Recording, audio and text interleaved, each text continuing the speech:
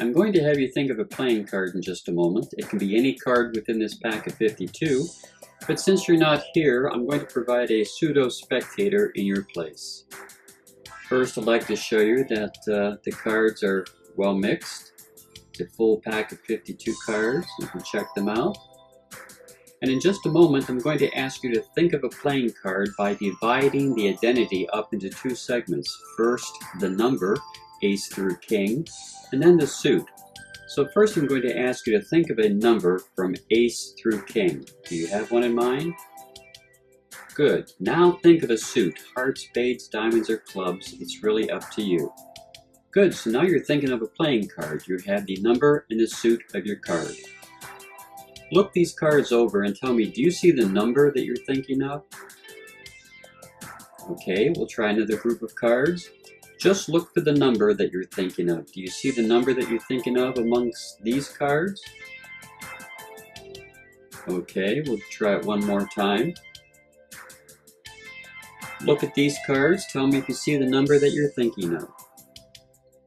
Thank you very much. And last but not least, one more group of cards. Do you see the number that you're thinking of? Good. So far you're doing very well.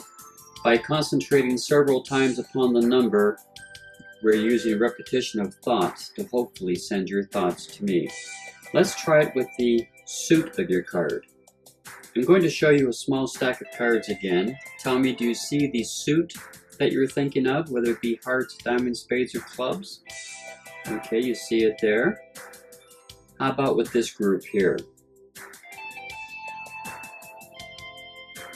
Okay. One more time. Do you see the suit that you're thinking of? Very good. And last but not least, do you see the suit that you're thinking of, whether it be hearts, spades, diamonds, or clubs? Good. Now all I have to do is put your thoughts together and see if I can figure out which card you're merely thinking of. So I'd like for you to close your eyes, if you would, and concentrate upon your card. Send your thoughts towards me. Are you thinking of the 5 of diamonds? Yes, it was the 5. This is how you perform experimental thoughts. The deck is made up of 48 cards. 8 groups of 6 cards connected together equal 48. This is how you connect the cards together. As you can see, there is a thread running through the cards. Top and bottom cards have thread taped to them, as you can see here.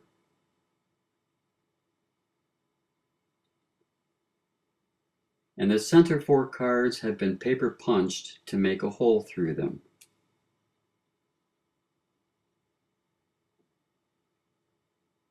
And the last card is simply taped.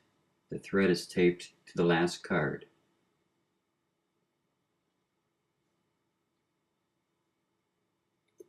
Please note the thread is loose between these cards for display purposes only. The thread runs very tightly through each packet of cards. The first 4 sets consist of and their values. The first set of cards consists of these, and you'll notice that the 8 is in the second position. This set has a value of 8. The second set of cards has a value of 4. The 4 is in the second position as a friendly reminder. The third set of cards has a value of 2. The 2 is in the second position. And as a reminder to you once again, the last set of cards has a value of 1, and the ace is in the second position. This makes it easy to remember the value of each packet.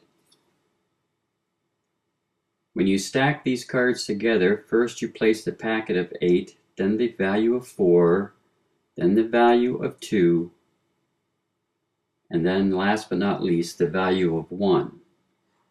So they are stacked in this order. Now let's take a look at the second set of 4 cards and what they consist of. They're actually in chaste order: clubs, hearts, spades, and diamonds. The first set represents clubs because there are no clubs in that set of cards. The second set represents hearts. There are no hearts in that packet. The third set represents spades because there are no spades in that packet. And the last set represents diamonds because there are no diamonds in that packet. You notice the ace, 2, 3, and 4 on the bottom of each packet?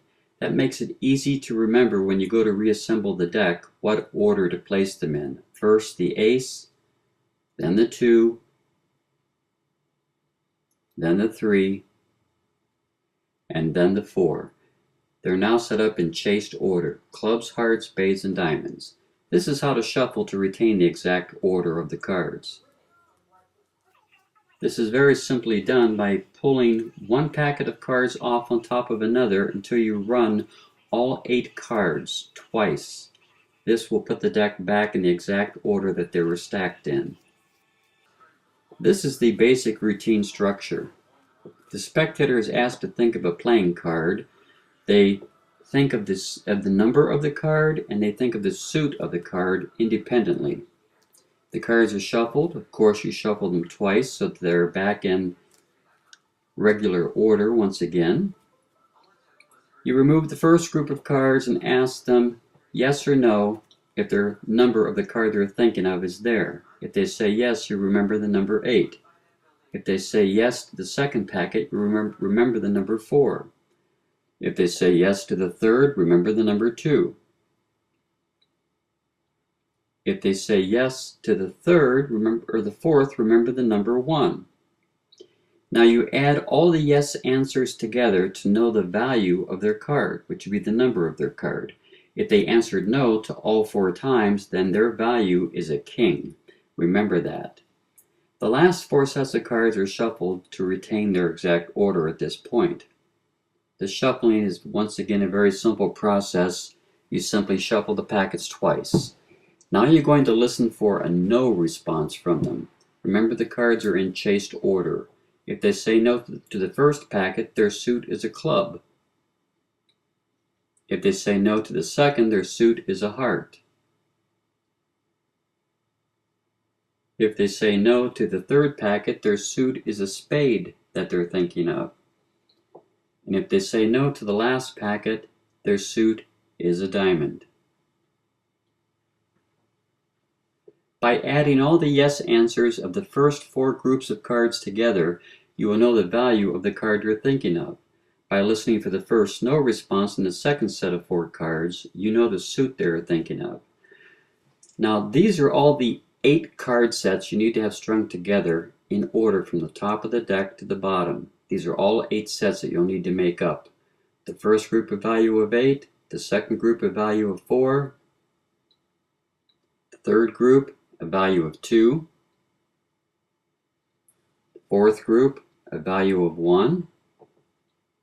The second set of 4 would be the 5th group. The suit is going to be a club.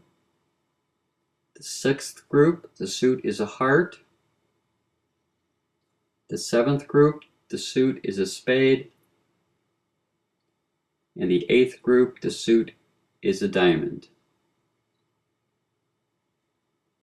Here is the performance of experimental thoughts one more time.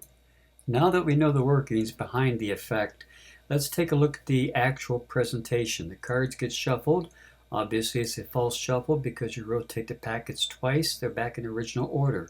Spectator thinks of a number. She's thinking of 5. She's asked to think of a suit, and she thinks of diamonds. So let's remember the 5 of diamonds. First, we have to figure out the number she's thinking of.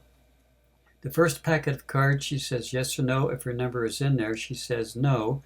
The first packet has a value of 8, but we don't need to remember that, so we just forget about the value of 8.